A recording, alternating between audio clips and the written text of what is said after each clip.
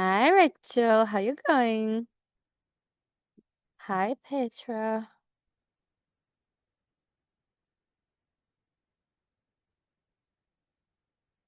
And we go, Althea. Hello, ladies.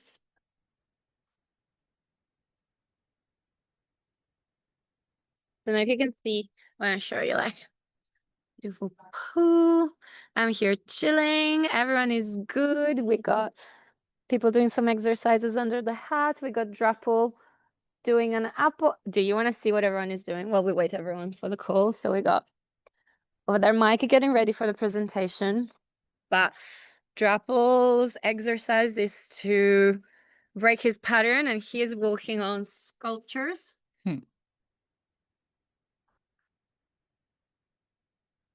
Isn't that glorious? And then we got Anna here practicing her squiggle grid. We got the girls in the sauna, squiggle gridding hard too. It's a tips in my program. And we got the pricing queen. Got some art. Amazing. And then we also got Ananda hiding squiggle grading somewhere else. She was just saying she takes challenges in a very competitive way, so she's smashing it. Hi, Tina. Hello, everyone. Yeah, but no, Bali's good.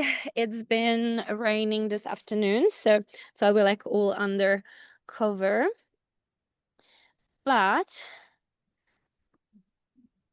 can everyone hear me okay? Can you drop a 1 in the chat if you can hear me and see me? Okay. Amazing. Cool. Let me know if my microphone is picking up PJ's and giving you a weird echo. I can mute mine if she's talking as well. Okay, cool. Yeah, thumbs up. All good. Amazing. Let's see. That's 1. Give us 10. Okay. We have a funny sneezer at the retreat. You always need one. I don't know how many more people I wanted to join, so I'm just gonna kill another 2 minutes by telling you that you guys are all missing out. I hope you're having FOMO. But because I thought that some of you might be having FOMO, we figured that we're gonna bring you along.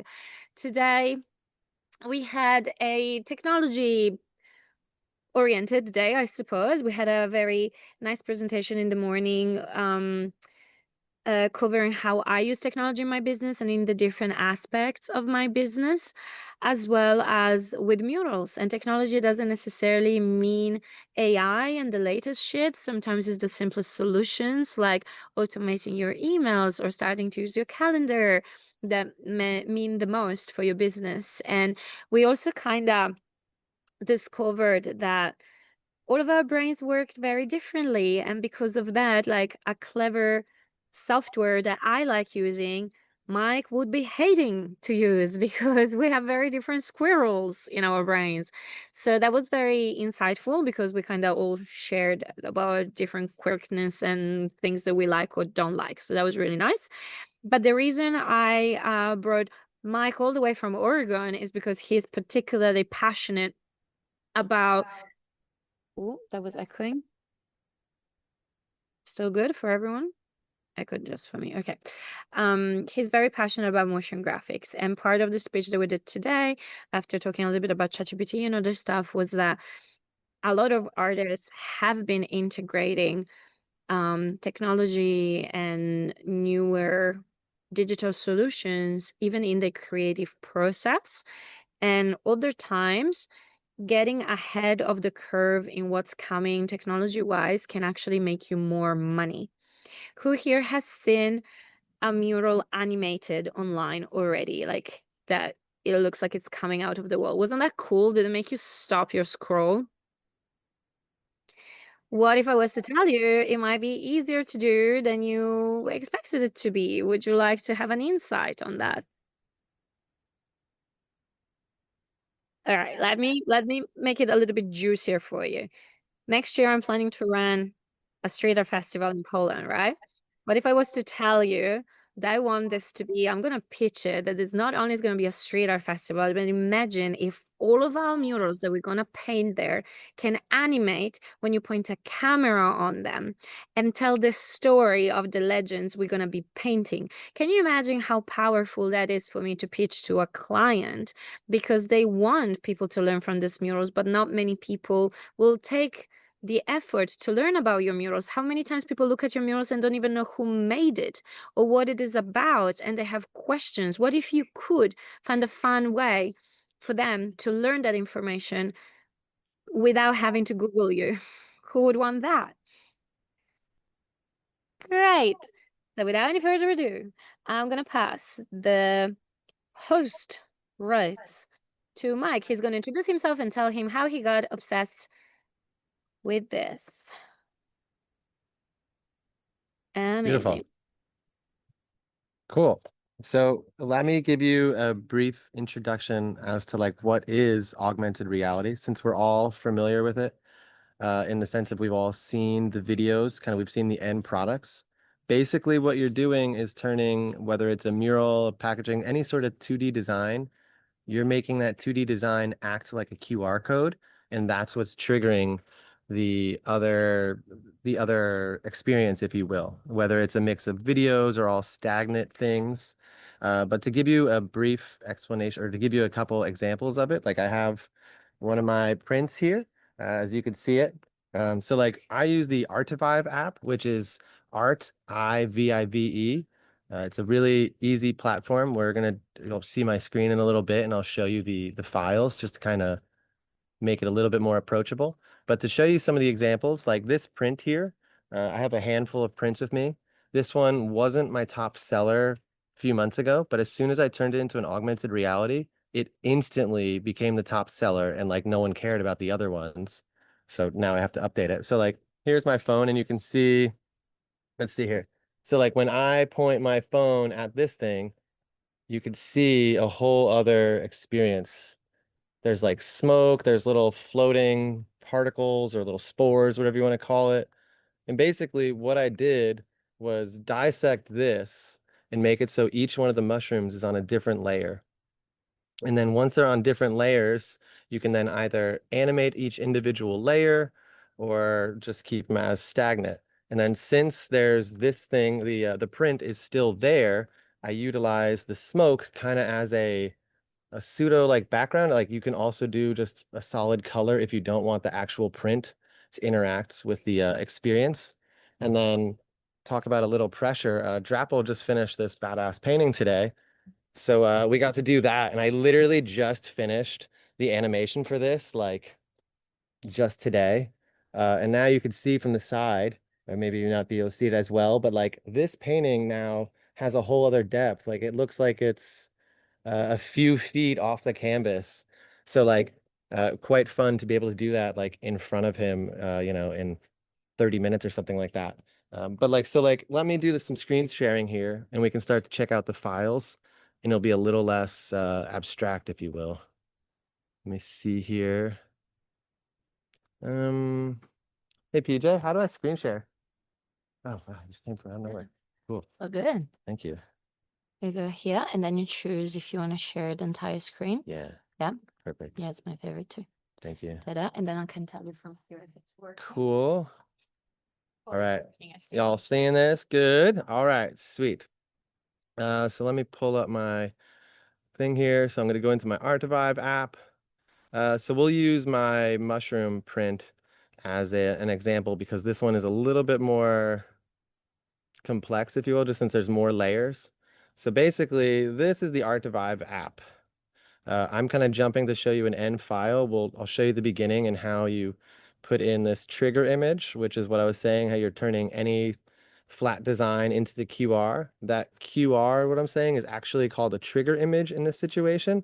And basically what it's doing, let me make this full screen so it's uh, uh, palatable here. All right, so like this one here has all sorts of things going on. And one thing that's cool about Artivive is that you're really laying it out like we normally design with an X or with an X and a Y axis. Basically, with Artivive or any augmented reality app, you're now adding the Z. So basically you have that depth to utilize. So when I rotate this canvas to the side, you can see that there's all sorts of little things going on in here. Like there's all the different mushrooms, all they have these things. And basically, as you see here, like up in this top here, you have the different ways you can modify each piece. Like you can move it, you can rotate it, you can change the scale.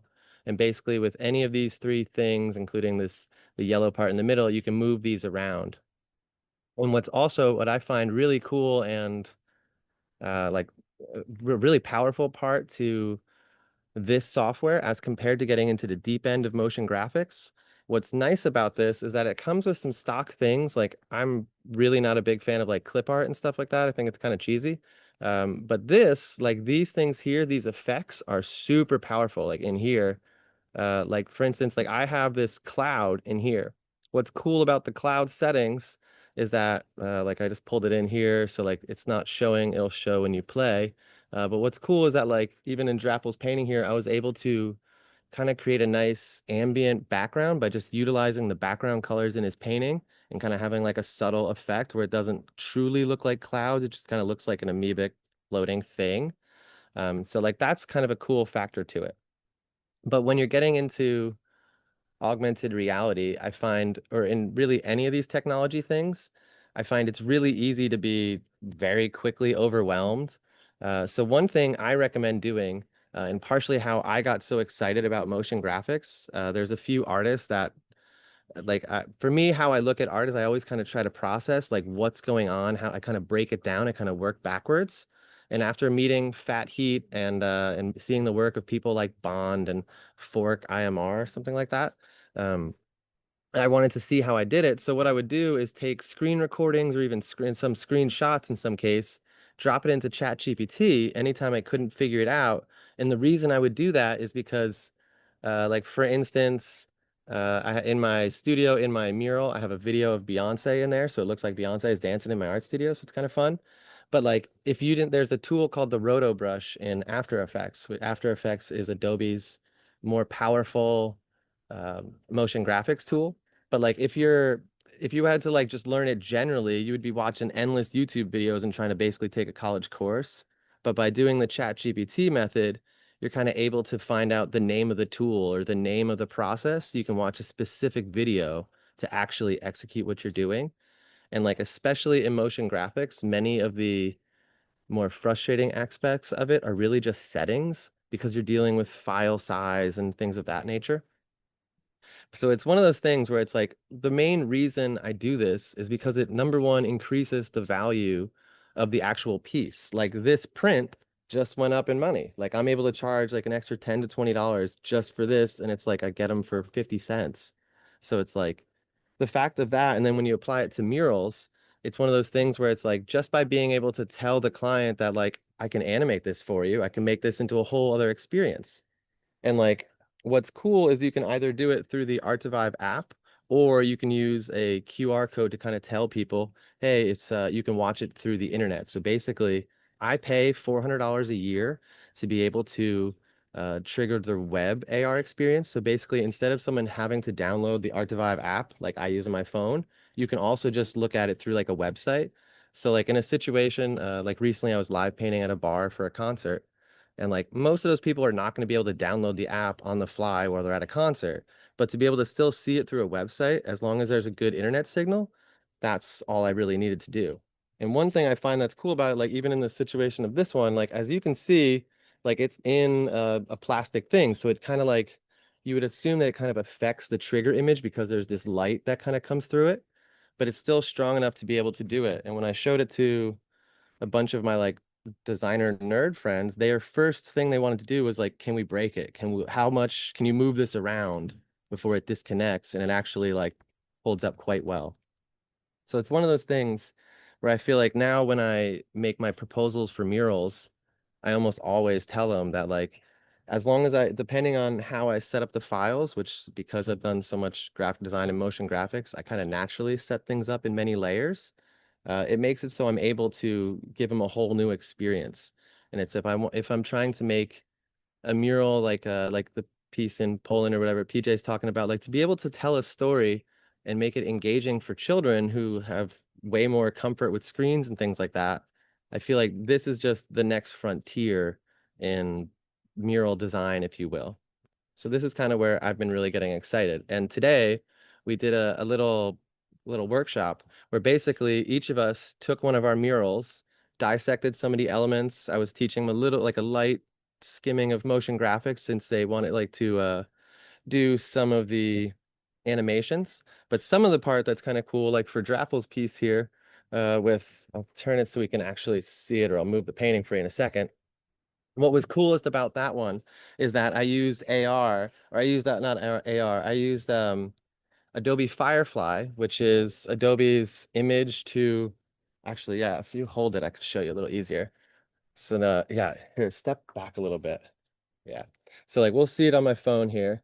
And like as you can see, like I made it so, or I should say that Adobe Firefly made it so that she's actually blinking. And I use that the smoke in that app, like one of their stock effects. And there's also like Drapple signature down there kind of floating around. Right now, because we're anchored to my computer, it's hard to see that you can kind of see it like a sculpture and that you can walk and see it in the round. But basically, I used Adobe Firefly to make it so those eyes are blinking.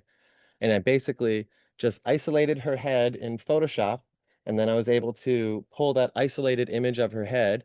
I was able to extend the flower past the edge of the canvas here, and that's how you can see there where it then pops off the canvas, and you're able to kind of isolate the eyes. And as the eyes is a separate layer, I put that right on the isolated version of head, and that's how we got to this fun thing. But like, as you can imagine, if you were to sell a canvas or a mural to someone, that's a total game changer when you're trying to catch their attention. So it's like that to me is why I'm so excited about it.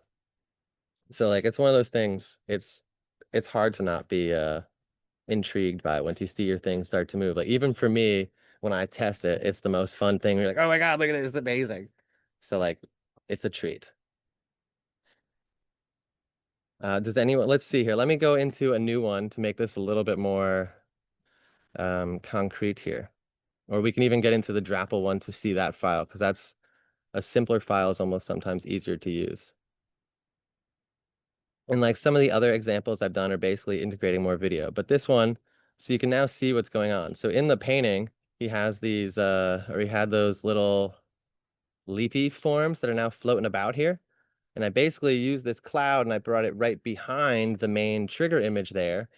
And that's how we have this. Like, so if you see in there, like his tag is kind of floating about in the bottom. We got the eyes, but the eyes are actually on a separate layer, which is kind of cool. So like the eyes are technically like we can pull this apart and make them like jump off her head in a sense. So you see like it's actually just that isolate, it's a PNG right here of her head. And then this is just kind of laid slightly in front of it. So it kind of looks like it's on the same plane, but it's actually not. But like to be able to create this sort of depth is quite neat. Like that the fact that it sits off like, I don't know, 4 or 5 feet or maybe a meter or so, kind of makes it so it's like if you're in a room with this, this is now suddenly in your face. So it's a much different experience as compared to it only living on your wall. But like basically the main thing here is this trigger image. This is the part that actually is the most important thing. Like one of the so like if I used this photo, it wouldn't work because of all this. Basically, the image that you load as your trigger image, I'm saying this because it's going to prevent a lot of frustration. Basically, you need to just isolate the actual painting and you can even make it even smaller. Like you don't want things like shadows or obvious background things to interact because just like a QR code, if you change any aspect of the QR code, it will not work. So that's kind of what you have to, that's one of the most important aspects to it. And then after that, you can get into the nuances of like making things like this. Like I made the eyeballs are a GIF. Let's see here. I think it's on this one. Oh, that's why. Okay, so like as long as you, let me pull this over. Basically, you just need to have your file types ready to go. So as you're saying, like as I was saying, I isolated the eyeballs separately. This is where I got a little bit into the deep end of motion graphics. So like what I did was I use this is the file that came out of Adobe Firefly after I isolated that image. I got this whole head, but I obviously did not want her whole head to do that in the shot because this one, the flower and all that wasn't as right and it's kind of cropped in on her head. So I used the roto brush to kind of draw out just these areas, and that is what this file is. And since the GIF is a lightweight video file, that's where this is. Let's see, does anyone have any questions so far? I don't want to like just talk at y'all and not and get y'all lost here because it's definitely a little bit of a yeah. Let me, you know what? I'll just we'll just build this one again real quickly, or give you like a loose idea how it works. Leave the editor. Okay, so basically you start from a create artwork. It's going to ask you for a trigger image. So in this situation, I have um, this is the actual painting itself. This is an isolated version of this image. Actually, this is a good little thing I just noticed here. So this image is, I tried to shoot this and you try to make this as square as possible. Like you don't want to be on a weird angle just because it makes it a little more annoying for setting up in augmented reality as compared to this photo. As you can see, it's much more skewed because of the angle. So basically, we're going to pull in the isolated version, like you're going to crop out or mask out all of the background and just use this. So we're going to plug that one in for the trigger image. Basically, this is acting as a QR code. And then from there, I'm going to start implementing the elements. I've already made the assets, obviously. So like we'll pull in her isolated face. So like there's that one where the flower extends a little bit past. So we'll pull that in right now. And then as you see, like I'm gonna right now it's in 2D mode, so it's a little hard, it's easy, it's nice for lining up in situations like this, but I generally work more in 3D mode because then I can really make sure it's actually lined up. You use the yellow tally here in the middle to actually move all of them at once. It can be a little confusing if you don't rotate it because you often grab the Z axis here in the back. So basically you do this, you just have to line it up with a base image, which can be a little bit time consuming. And then as I rotate it sideways, up here is the move button or the move thing. I'm going to pull this pretty far forward just to give myself some actual room between the canvas and that isolated image. And then we are going to, let's see here. I'm now going to throw the eyeballs on there. Let's see here, drop those in. So from what I remember, one thing when it comes to video files and Artivive cannot handle, I think, more than like 5 megabytes total in an experience. So when you're doing videos, you don't need to have the largest file size. Like in other words, you'd be fine with like a 1080, 1920, like a normal high res as compared to like 4K. If you bring in a 4K video, it's probably going to be a little too heavy. So that's something where it gets a little frustrating at times. I think our Wi-Fi may be a little stacked out here, or I'm on a different one, so it's loading up a little slow. Okay, so it just loaded up. So as you can see in the background here, the eyes are now back. I'm going to pull those slightly to the front, and I believe they're going to be much smaller. So on the other one, and while we were doing exercises before, I lined this up kind of perfectly, so it's a little more seamless. So bear with me that this is not going to be as perfectly matched up because I'm kind of doing it quickly. But basically, what you're doing is kind of matching up all these things. Then right now, so I started with now I added the video element. I'm going to be adding in these background little leaves as I did before, or I'll skip the background leaves for now because that is kind of similar to her face in that we're just pulling in a PNG and you're just arranging that. The more interesting aspect here would be the clouds, and that's how I made that background. So that here is under the elements, and you can pull in this cloud. We'll click that, get that in there. And so what I thought was coolest about it is that this part in here is how you can really modify it. So like the lifetime is how long each cloud is kind of on the screen, and you can kind of change that where you can make it really quick, you can make it super slow where it just stays forever. But what I thought the most interesting aspect is that I can pull colors similar to his background from here. So like basically what I'm trying to do is to create that nice ambiance there, a nice little mellow background that kind of doesn't seem like a cloud, but just kind of has that same feel. So like you get your two colors in here, and then basically it's going to transition between these two colors. So right now, you don't see it playing because it's not in play mode, but like it'll probably start bleeding through her face depending on where it is. Okay, so right now it's quite small. So like we can increase this by using the scale.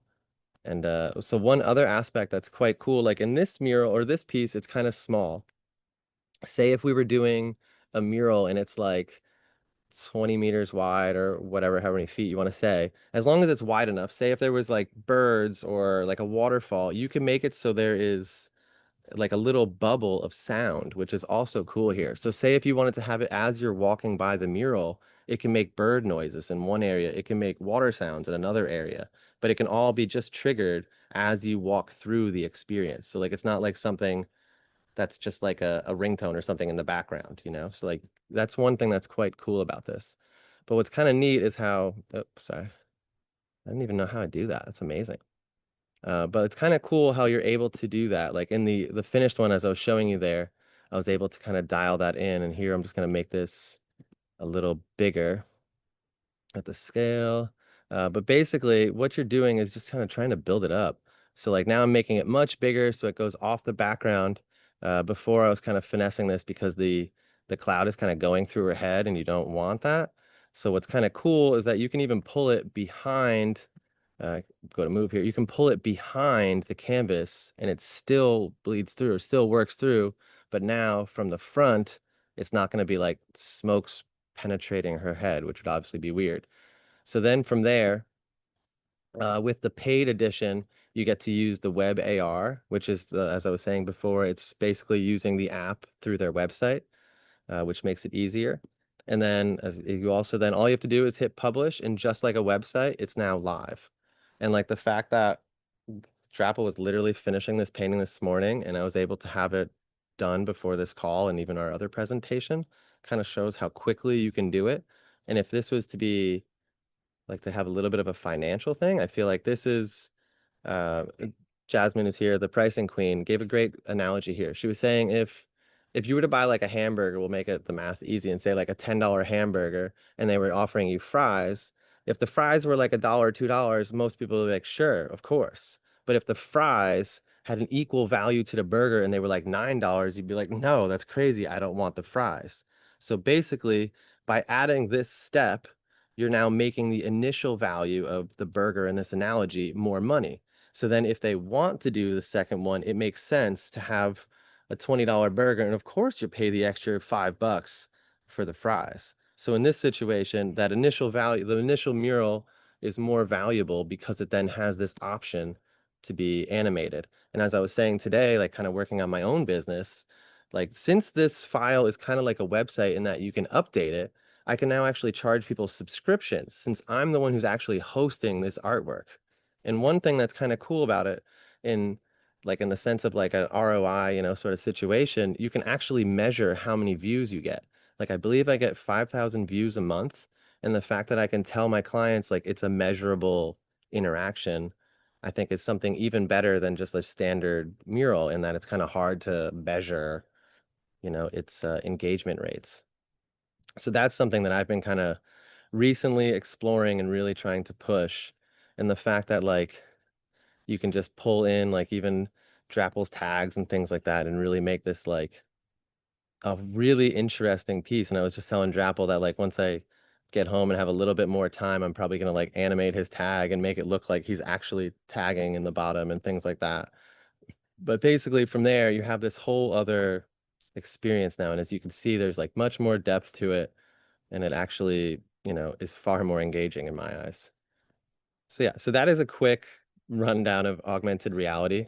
The To give it a little bit of a roundup here, one thing I would highly suggest is leaning on ChatGPT kind of as like your design, teacher in a sense, because there are many times that I've been super confused and very frustrated by not being able to figure out a technical thing, like whether it's the file's too large and how to compress it or how to remove the background from a video. Fun side note about removing background from a video. If you use Adobe Express, it does a lot of this quite simply as compared to having to use Adobe After Effects or something like that, where it's a little bit, Adobe After Effects is quite the, I probably have it, I was helping someone here. As you can see, Adobe After Effects is kind of an intimidating interface.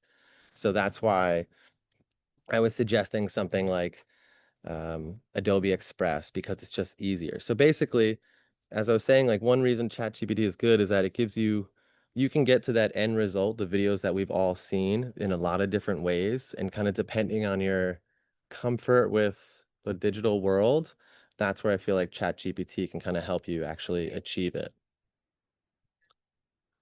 So yes. So are there any questions with this?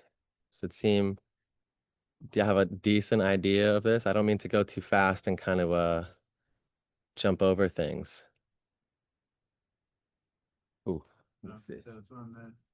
Whereabouts does it get published to? That's a good question. So basically, this experience now lives in the Artivive app.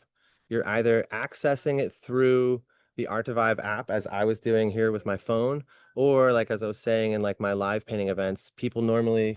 Um, so I bring this with my prints. I bring this little card here where it has like the QR to my link tree, but then up here it clearly states like to see for me, like someone gave a great suggestion saying the verbiage up here like an augmented reality experience. Because I'm comfortable explaining what an augmented reality experience is to people, I don't mind writing that. But in some situations, like my mushroom print, like it'd be kind of fun to say something like, you want to see the mushrooms dance, scan here, just because then you're really enticing people. It's kind of like a solid call to action, and they're actually able to like really engage it.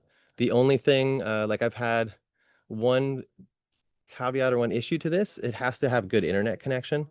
For instance, I wanted to do this at a ski resort, and I was thinking how cool would it be if the ski map like actually showed you videos of the trails or something like that.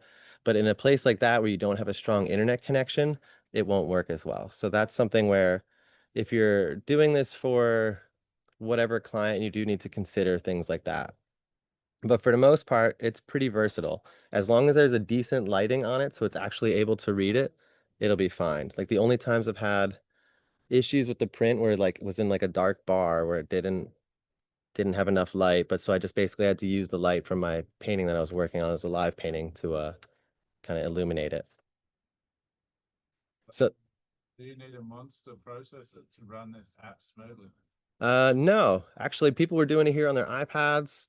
Like, yes, my computer does have a lot of RAM, so it's able to handle the motion graphics side a little better.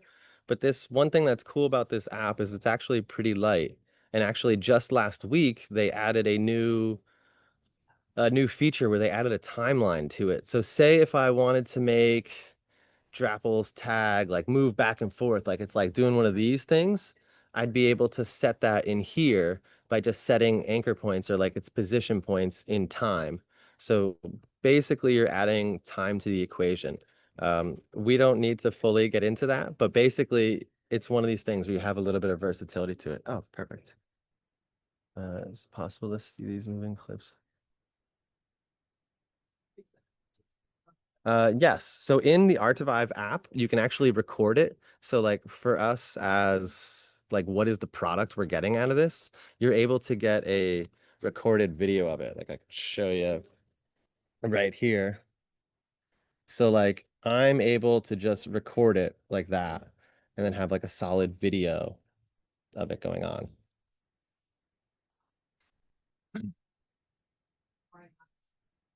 Yeah, let me pull that up. I'll pull up the file and we'll get right into that. I think she's done with that. Okay, so with this one, so what I did was the roto brush. I'm going to basically, let me just duplicate this real quick. So basically, this is the roto brush. I'm gonna see here if I can see what's the best way. Actually, let me do this real quick. Once move this over. Okay, so I had uh this is the bit of the confusing file part here. So I have this file here. I'm going to pull that into my timeline. When you're talking to give you, I don't want to overwhelm you with After Effects because this is a kind of daunting platform. But basically what I'm doing, this over here is your final preview. Like that's the like actual video or whatever you want to call it at the end. So right here is the one I just double clicked on. I just double clicked on that new one we brought in. That's here. That's like the working screen, if you will. So what I'm going to do is go up here to the roto brush. This is basically what I'm doing is just masking out with this tool. Um, so like basically I'm drawing it, and as you can see on the right, let me make this a little, let me turn this one off so you can see it. So as you can see, let me make this a little bigger. You see there's this little pink line in there. That's kind of like your masking line. So basically it's kind of like the quick selection tool in Photoshop. So by just doing this, it's going to be tracking that part of the motion. So say like I've had situations where I had a video of a man running on a beach and the camera was panning with him. And then we had logos of our collaborating people going in the other direction. And to make it look like he was running in front of those logos, I copied the video to make him in front by using this roto brush. And to preview it, you'll see this is when it will actually start blinking. To see this preview without saving, this is where you need more RAM in your computers. So like this is that, and then from here, this is where it gets, this is one of those things where ChatGPT actually saved me when I was working with a client. So when you're exporting, you would have to export through the Adobe Media Encoder as compared to just exporting like an MP4 or some sort of video file. So basically what we're doing is we're bringing it into this here. Where did it go? Let's see. Oh, perfect. So here now it's in Adobe Media Encoder. And then I'm going to go into its settings here. And then I'm going to make sure I'm saving it in the right place, basically. So you need the transparency in the GIF matching its files. I'm trying to remember where that is. So let's see. Okay. Yes, this is where you go. So basically, one thing that I find with motion graphics can be a pain in your ass is like just make sure you put it in a place you're actually going to remember it. And another pro tip here is always label your files. When you have if everything's labeled and it's not like sort of, knowledgeable, if it just says like 1, 2, 3, 4, like for this, I made it like, branches, but like I'd say, label her face and things. But if it just says layer 1 to like 15, it's super easy to get really confused with it, especially in the Artivive side. So basically I have eyes 2, just made that, and all you have to do is that, and that's what renders it, and that's how we made those eyes. So as you can see, it's really pretty quick. So how that happened is I made the eyes in the Adobe Firefly and then did that. So basically it's kind of taking AI and just dissecting a little element, because to like make someone blink the other long way would be crazy. Oh. So yeah, so basically how I made it blink was in Adobe Firefly. I'll just show you that real quick because that's a pretty cool app. So in Adobe Firefly, you can you can make a video from an image. I'm trying to think where this thing is again. So it's just showing someone else. Basically what it's called is image to video creation. See here. So you have making a video here in the end. And what I did is I just used a prompt. The first time I did the prompt, like this took me a little bit last night, and it moved her whole head as it was doing it. So that made it harder for me to line up on the painting. So basically I just had to rework my prompt to say, make her blink, but don't let her head move. And that's how I was able to make it so it lined up with the painting. Let's see here. Did I miss any questions? So yeah, it's not really an automatic thing to answer your question. It's really just utilizing AI. Like some of the people here have been using some of the other AI platforms, whether it's Sora or Adobe or the Google Gemini. It's like basically, as I was saying, there's a lot of different ways to get to an end result. A lot of it has to do with sometimes what software you pay for. Like I pay for the whole creative suite from Adobe, so I'm very comfortable with that. But some people, maybe use the more Canva route or things like that. But I believe even if you pay for Canva, you can still remove the background from videos.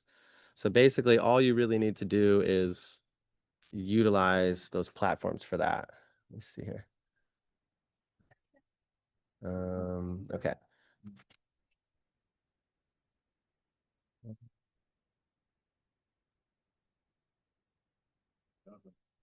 Yeah, so you can totally do this with less. In this situation, since I was isolating something, like you would not have to technically use, you don't probably have to use, I guess in this situation, I did have to use Adobe After Effects and Media Encoder.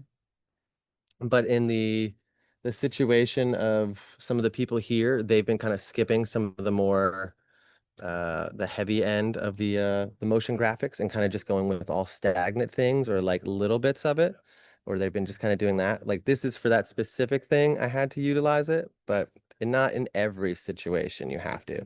Like say if you like there's been some people where they just had a video and they just basically dropped like an AI animation over it, and just that AI animation could be the square that plays. So it doesn't have to be one of the elements within it. I really had to use it just to like isolate that piece. Oh, it looks like I have to charge PJ's computer here. Sweet. Well, I'm glad that helped. Yeah, and as a side note, Adobe Firefly is really fun to play with like children. I was teaching my nephews how to do this, and they're 3 and 6. So it's like anyone can learn this. Like it's very friendly that way, if you will. The hard part is where ChatGPT can really help you with the settings. That's where like for instance, even learning having to use Media Encoder to make a GIF out of After Effects was something I pulled from that because it's one of those weird technical things that who would figure that out on the fly. Are there any other questions here? Let's see here. Let me stop my screen sharing here somehow. I think it's on this side. Where'd that go? Well, side note, there's like some exotic bird about a foot away from my computer right on the other side here. Sorry to be really distracted. It's literally just walking on the couch right next to me. It's hysterical. Bali's really funny. Where did it go? Let's see here. Where is my Zoom? Here we go. Is it in here, the meeting? Did I log out of this? Oh, perfect. Down here. So let me stop screen sharing here because I think does everyone have a decent idea of what we are covering here? Okay, cool. Well, I hope y'all enjoy my brief presentation of this. Feel free to reach out to me at any point if you have any like technical questions. I can generally give you like a how-to or a quick thing. So if you ever need to, like my Instagram's yo_JMK, feel free to reach out. I'll gladly answer some questions. For the most part, I can probably give you a loose how to achieve that pretty quickly.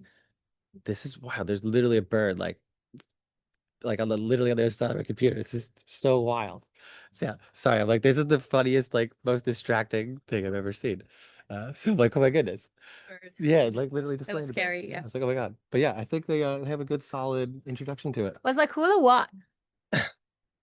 Mind blowing. Hey, so I don't know. He probably sorry. I was just helping another student, but yeah, the way that I see this happening. So I don't know if you guys have been to the yeah, that's mine. Mhm. Oh yeah, but you're the host, so if I die, Okay, nothing good. happens. That's funny. If I die, nothing happens. Plenty of people here to assist you guys. Like these days, I'm pretty covered. Brisbane Street Art Festival at Garden City Shopping Centre last year installed one mural with augmented reality. Guess who didn't get any other attention? Any of the other murals installed in that shopping center because it was such a boom. Everyone was just coming in and asking for that particular mural. Where is it? Point us at it. And they had a QR code that did exactly what he was showing. People were pointing. It was a monkey and it had an animation. And I think the whole animation was done by like AI, like Firefly or something. So he didn't even put too much effort in it, but it was cool because it was doing like, and that was enough for people to like all come to the shopping center and go just for that mural, and all the other artists didn't get any fucking attention. So it's, I think, a beautiful thing to know that it's not that hard to do. So thank you, Mike. I think that was Absolutely. priceless for both groups. Who here is excited to do the exercise and animate just one layer and send it to us to receive a prize all the way shipped from Oregon? Nice. I'm excited to see it. Nice. We'll start a thread sharing the replay. Oh, I think we're both dying. The both. call might actually die. But I am glad you guys are here. Do you have any questions for me at all? Or everyone just happy to get downloading Art Vive? Oh, yes. So yeah, if you have to ask me any questions, feel free to send me a message. I will gladly answer. I have just like PJ has a large network, I actually meet, we have the Southern Oregon media meetups, and it's basically a bunch of motion graphic designer nerds that all get together and we talk about the different nuances of AI. And basically anytime I have an issue, I just send it to Discord, and one of the people who are even stronger than I am will instantly be like, oh, here, just do this. So it's like if ChatGPT can't figure it out, I've got homies that will instantly just figure it out for me. Nice. I'm excited. Yeah, we'll start the challenge and we can make it a challenge for the rest of November. And by the end of November, if you send us back an animation or post it on Instagram and tag him, please, that'd be awesome. I'd love to see it. you might get an exciting pack. Awesome. Well, thank you guys for joining in. I'm glad we made this work from Bali. That was it worked. It worked. Awesome. Yes. Well, Thank you for your time. have dinner. Bye.